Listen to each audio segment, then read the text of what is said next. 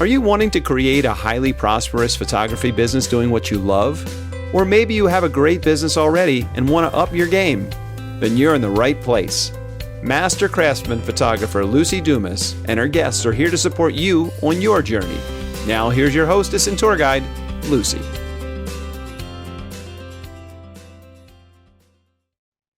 Salesmanship begins when the customer says no.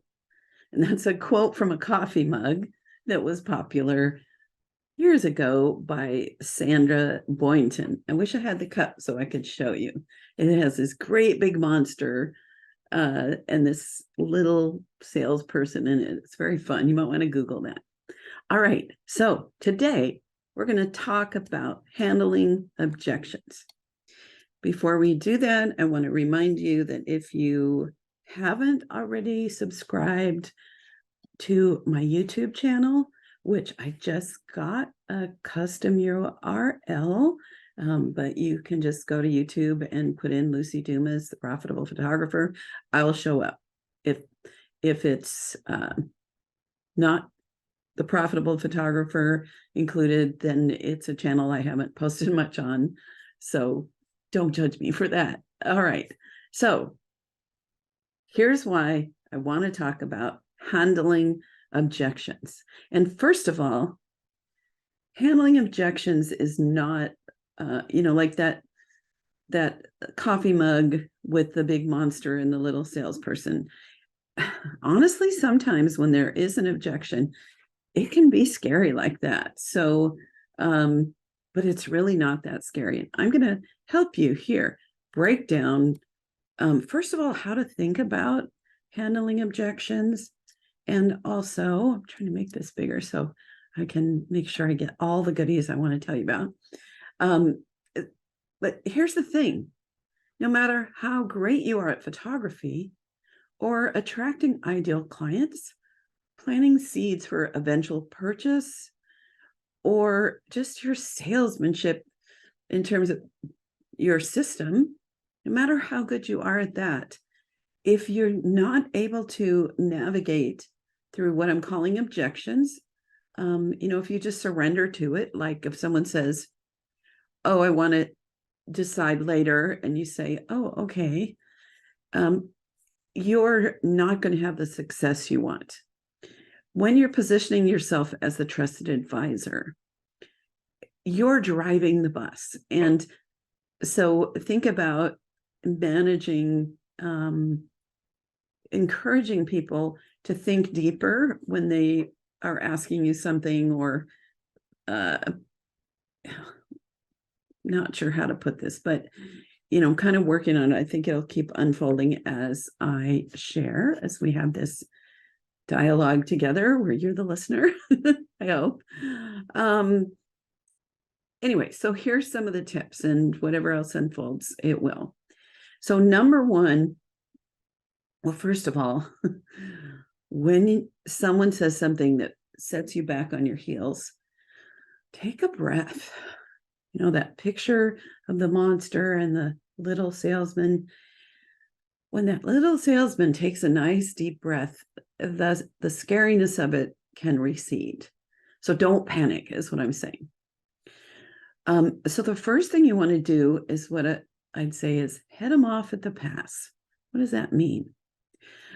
So many problems and objections can actually be avoided when you, as the professional and as the expert, anticipate what might come up and solve it in advance.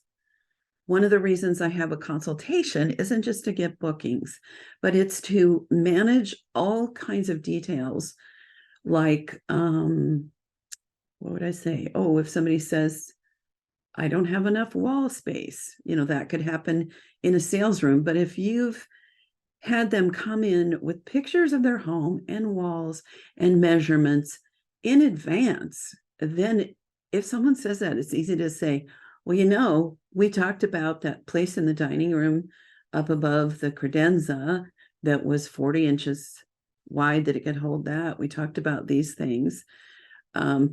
Same with going over your pricing and how you sell, that you do. Sorry, there used to be a projector behind me. But if you're explaining to them in advance, you'll be viewing these one time, you'll be ordering, then you're going to come into my sales room, you're going to see these big projected on a movie screen, super fun.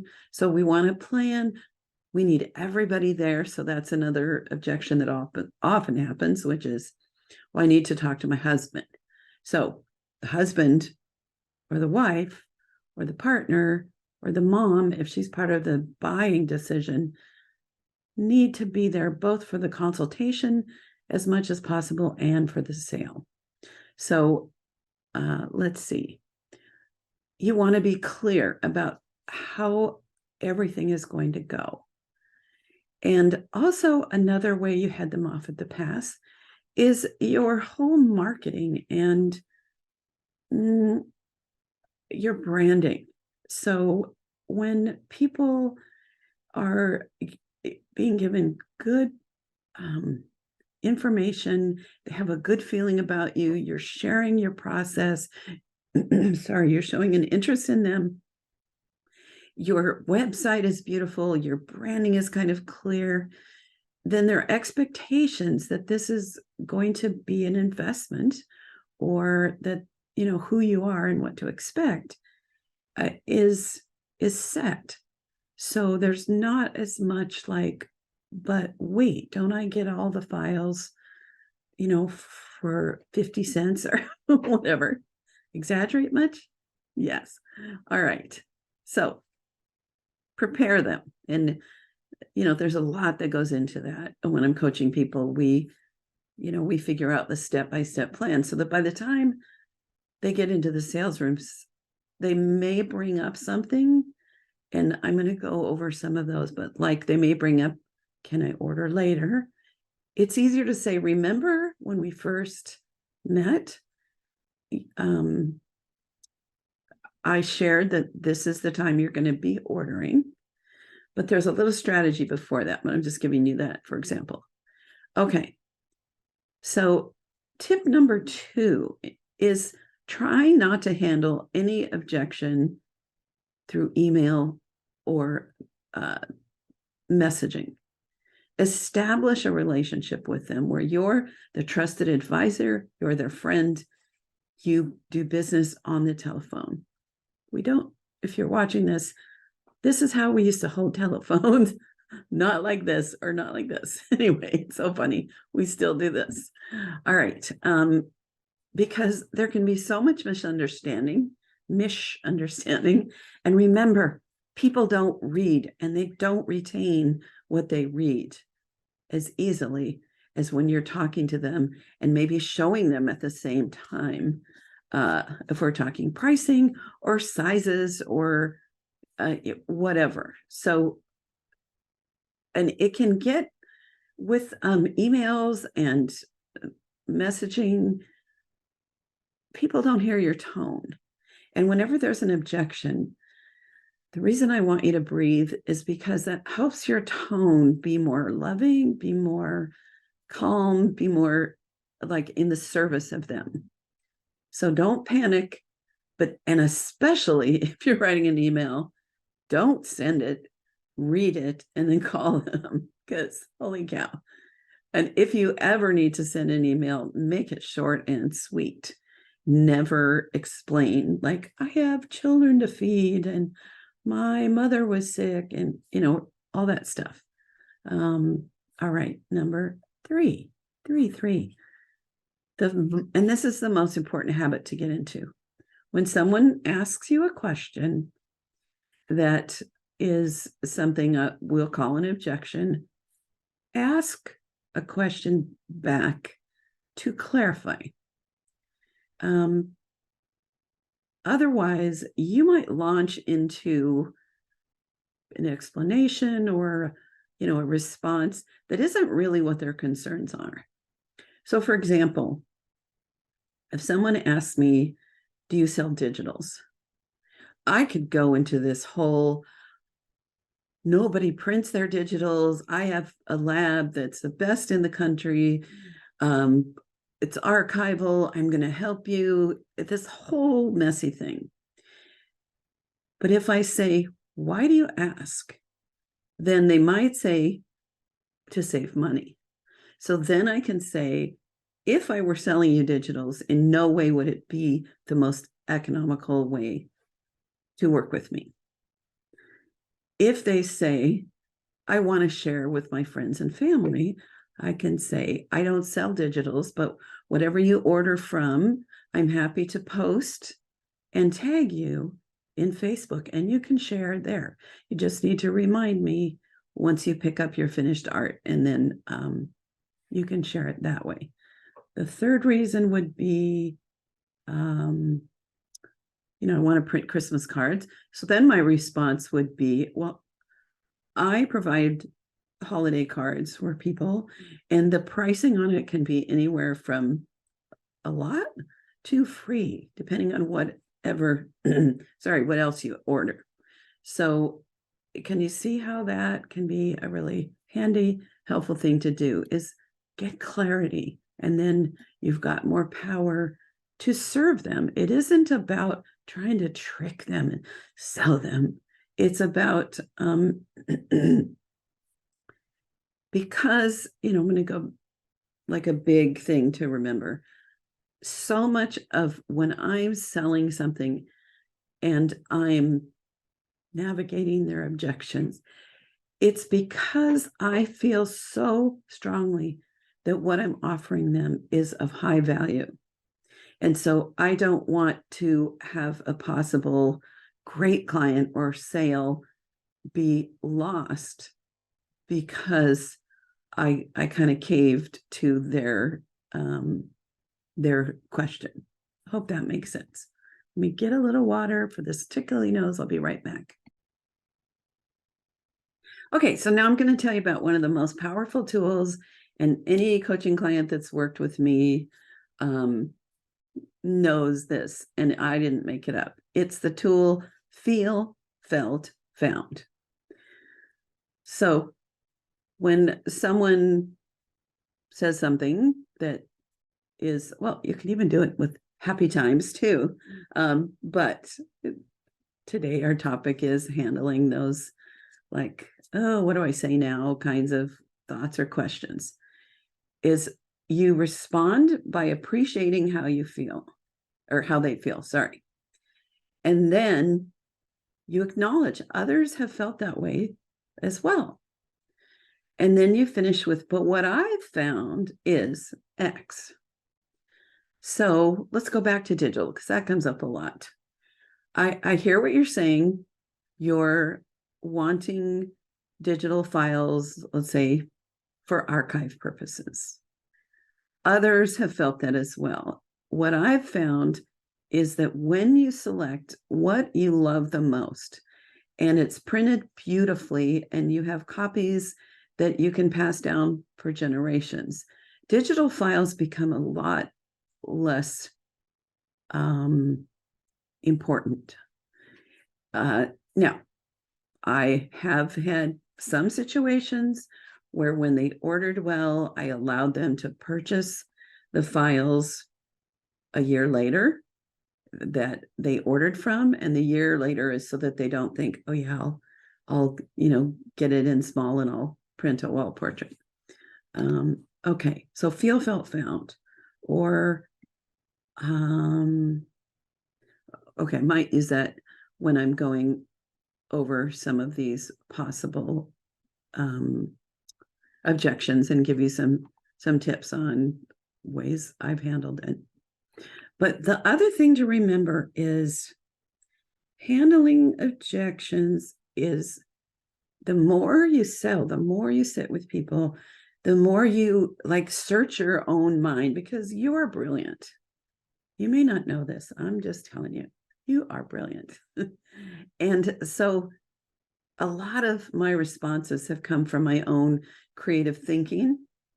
And then I love to share with people. One reason to hang out at conventions and local photography groups that are business oriented is having conversations, picking other people's brains of what they say when this happens. And so I've learned from other people, and I've learned just from experience. Experience is huge. So I'm pausing again so I can find out where I want to go next. Okay, so I'm going to cover just a few that are very common. People don't say this all the time directly, but you might get, it's really too expensive. And if we pull in the feel, felt, found, I hear what you're saying. Initially, this looks like a large investment. Others have felt that as well. But what I found is, first of all, we're going to be creating works of art of people you love that are going to live in your home and be passed down to generations. And when it all comes down to it, I bet you're going to look back and say, you know what?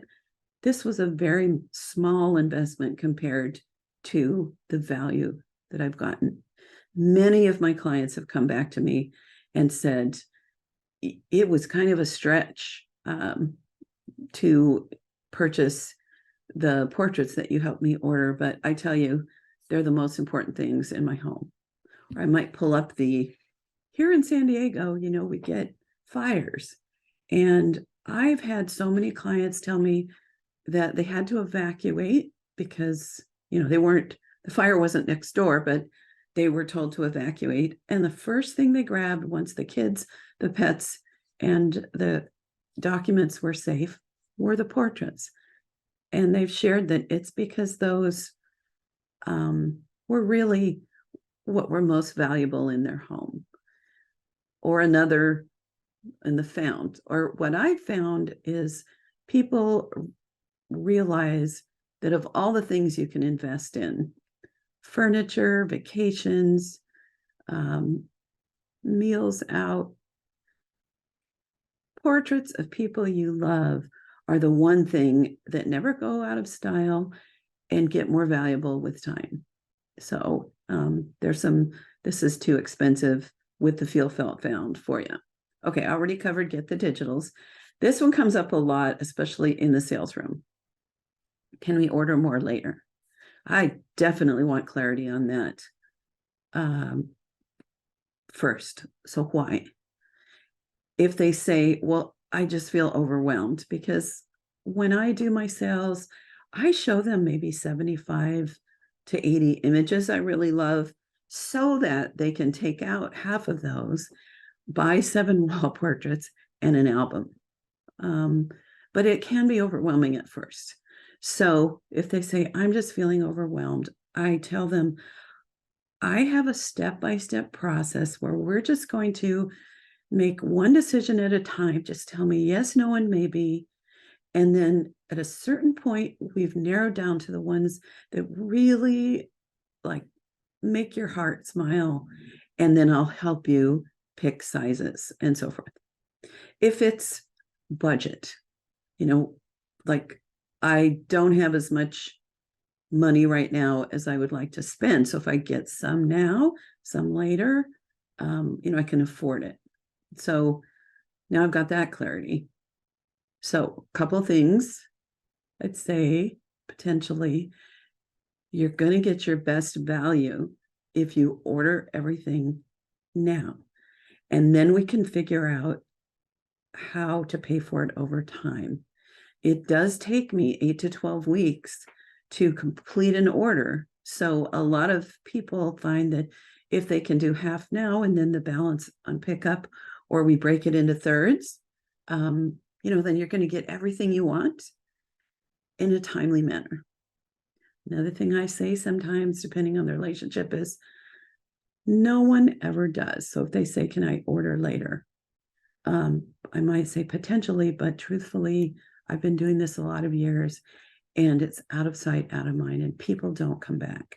So my desire is to help you decide what you love the most and then figure out how we can put that together in a way that then you can get it all at once and start enjoying it. Because, life keeps moving on, but you're going to want to remember how it feels to pick up this little little baby boy and cuddle him and smell the baby smell and all that. Okay, I need to think about it. What do you need to think about? So now you know, is it money?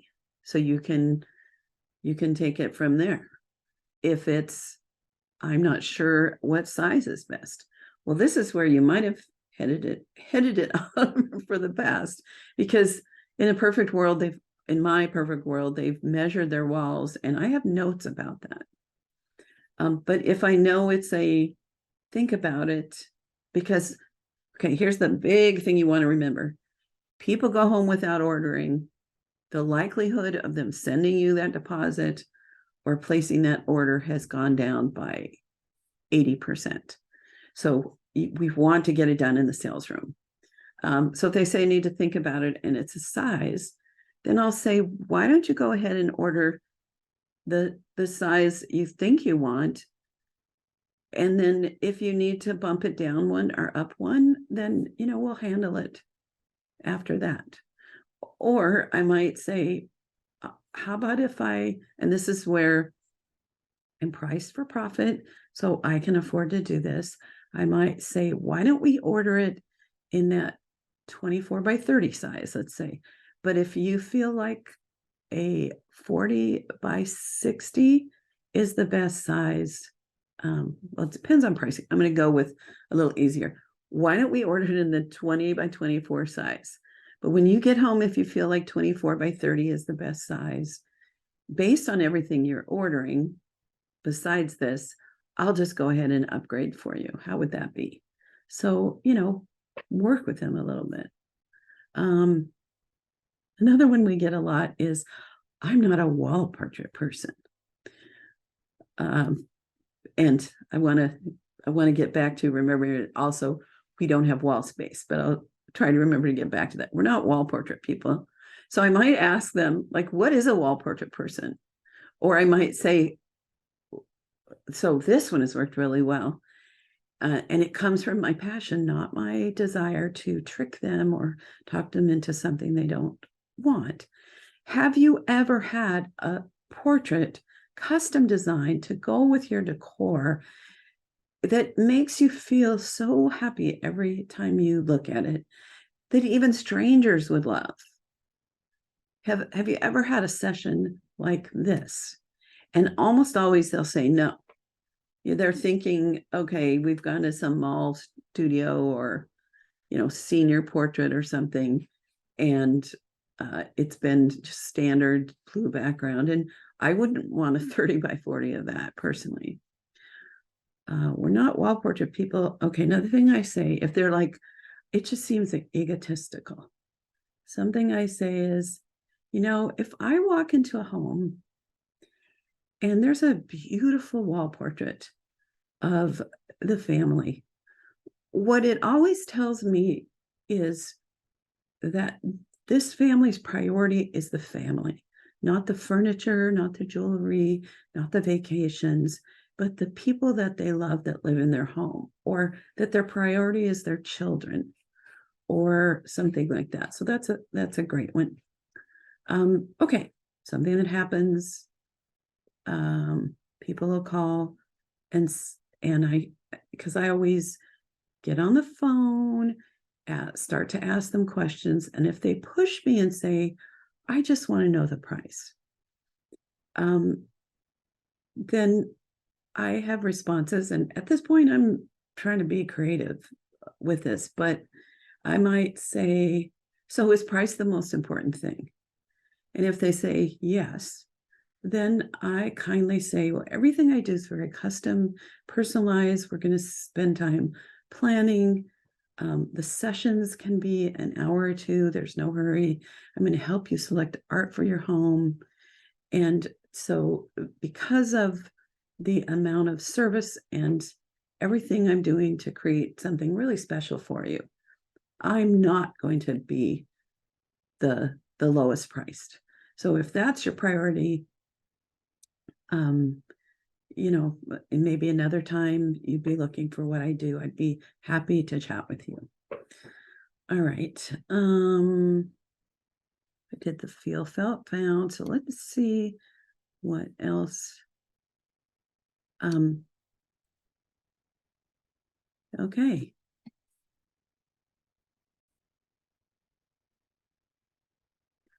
So I'm looking at my notes and I have a little script on the we're not wall portrait people that I want to put in one more little piece of that.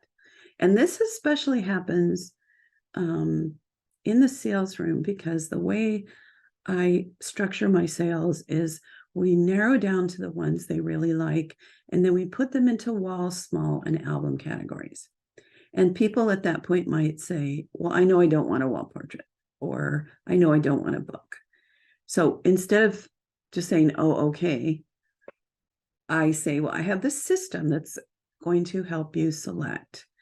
And what I find is oftentimes once you've narrowed down to the ones you love and you see them large, and we've already talked about where it could go, many people end up realizing that they really want something of a size that they can use as art in their home. And so this is the little piece I wanted to share. So then I say, so I'm wondering, can you keep an open mind on this? Who's going to say no?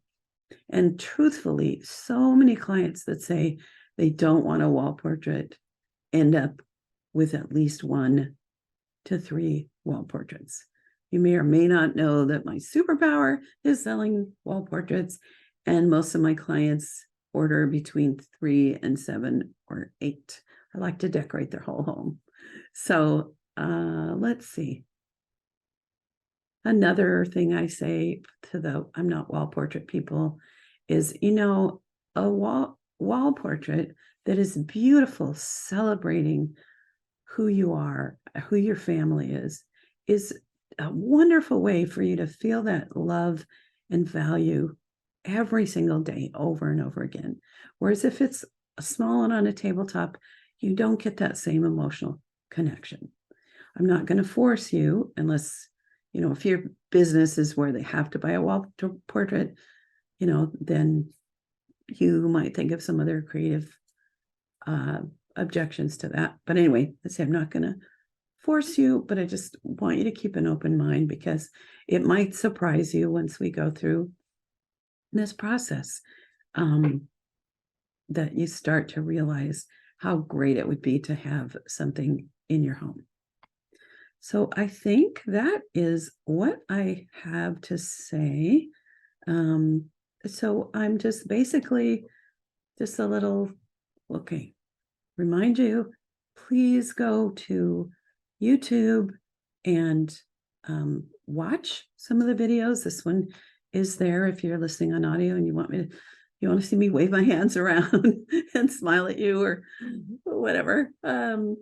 And please subscribe, because when more of my guests have the opportunity to have a bigger audience, it really serves them and it serves the people who are wanting to be more successful. It serves you because I think YouTube gives you reminders when I post. And what I'm doing is I'm posting not only current ones and trying to record in a way that I can do video, trying to accept some of my perfect imperfection. And I'm going back and posting some things from the archives. I have 182 episodes and counting. And so anyway, that would be a huge favor to me. And to invite your friends to do it. If you're in a group of photographers, send it to them, because we want everybody to be highly profitable, right? Okay, so my wrap up is breathe, ask questions, have answers based on those questions, use feel, felt, found, and breathe again. And remember, the more you prepare in advance, the less the objections will happen. Or when you do, they will, you'll be able to refer back and say, when I met with you, we talked about this.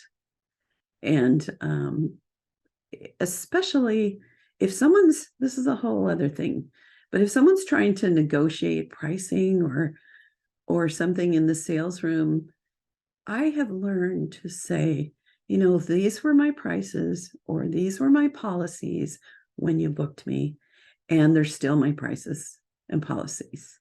In order to be fair to my other clients, I stick to the systems or the pricing that I do.